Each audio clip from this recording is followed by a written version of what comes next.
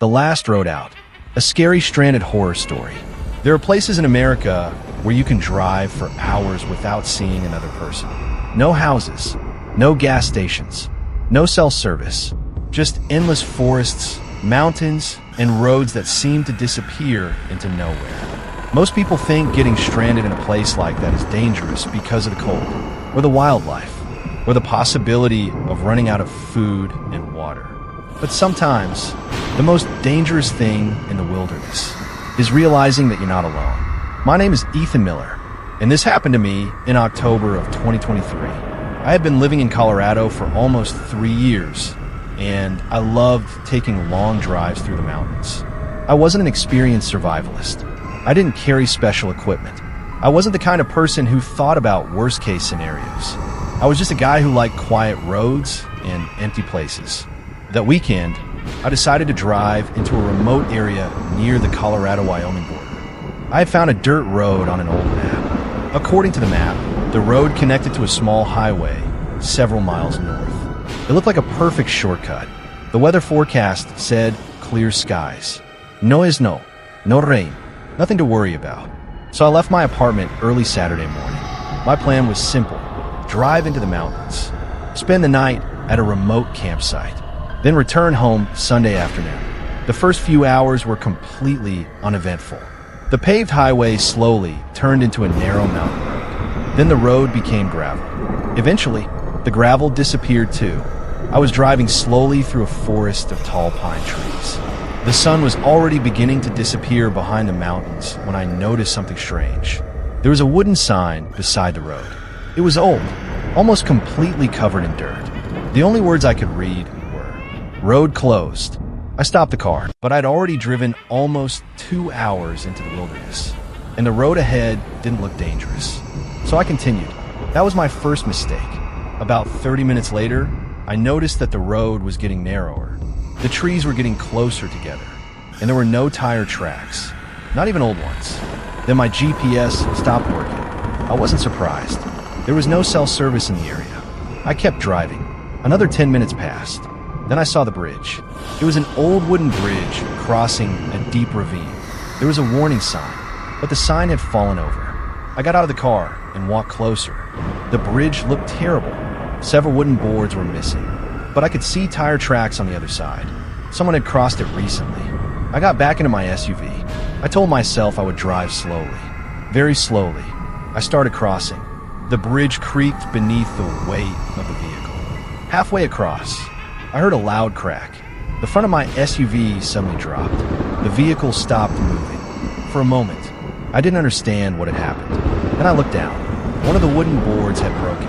My front wheel had fallen into the gap. I tried reversing. Nothing. I tried moving forward. Nothing. My vehicle was stuck. I got out. The sun was almost gone. The temperature was dropping quickly. I pulled out my phone. No signal. I walked around the vehicle. There was no way I could get it out by myself. I decided to spend the night inside the SUV. In the morning, I would walk back to the main road. It wasn't ideal, but I wasn't afraid yet. At least, not until I heard the footsteps. They started around midnight. At first, I thought it was an animal, something walking through the forest. Crunch, crunch, crunch. The footsteps moved slowly through the trees. I sat in the driver's seat. I didn't turn on the lights. I didn't make a sound. The footsteps came closer. Then they stopped. I stared through the windshield. Nothing. Just darkness. I waited. 5 minutes. 10 minutes. Nothing happened. I finally convinced myself it had been a deer. Then, someone knocked on my window. 3 slow knocks. Knock, knock, knock. I froze. Every muscle in my body became tense. I slowly turned my head. There was nobody standing beside the car. The forest was empty. I checked the passenger window. Nothing. The back windows. Nothing. Then the knocking came again. This time, from the back of the SUV. Knock, knock, knock. I reached for my phone. No signal. I turned on the interior light, and that's when I saw something that made my stomach drop. There were muddy footprints on the rear bumper. Fresh footprints. Someone had been standing directly behind my vehicle. I didn't sleep that night. At sunrise, I packed my backpack. I took 2 bottles of water, a flashlight, my phone, a small first aid kit, and a jacket. Then I started walking. The map showed the main road was approximately 6 miles away. 6 miles didn't seem far, but in the mountains, 6 miles can feel like 60. I followed the road. For the first hour, everything seemed normal. Then I noticed something. There were footprints. They were on the dirt road. Human footprints. They were heading in the same direction I was going. At first, I thought maybe another hiker had passed through. But then I noticed something strange. The footprints were barefoot, bare feet. In October, in the mountains, I stopped walking. I looked around. The forest was completely silent. I turned around. I couldn't see anyone. I continued walking. About 20 minutes later, I found something hanging from a tree. It was a backpack, an old black backpack. It looked like it had been there for years. I didn't want to touch it, but there was something inside.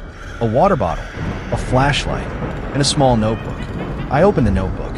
Most of the pages were blank, but the final page had writing on it. The handwriting was messy, almost unreadable.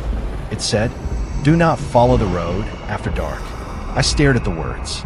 I checked the date on the first page. The notebook belonged to someone named Daniel. The last entry was from October 17th. I looked at my phone. October 17th. Same date. I suddenly felt cold. I dropped the notebook. I decided to leave. I walked faster. The forest seemed different now. Every few seconds, I looked behind me. I couldn't shake the feeling that someone was following me. Then, I heard a whistle.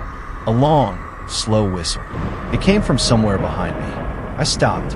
Silence. Then another whistle. This time, closer. I turned around. Nothing. I started walking again. The whistle followed. Every time I stopped, it stopped. Every time I walked, it started again. I began running. I didn't care about the road anymore. I just wanted to get away. Then I saw something between the trees.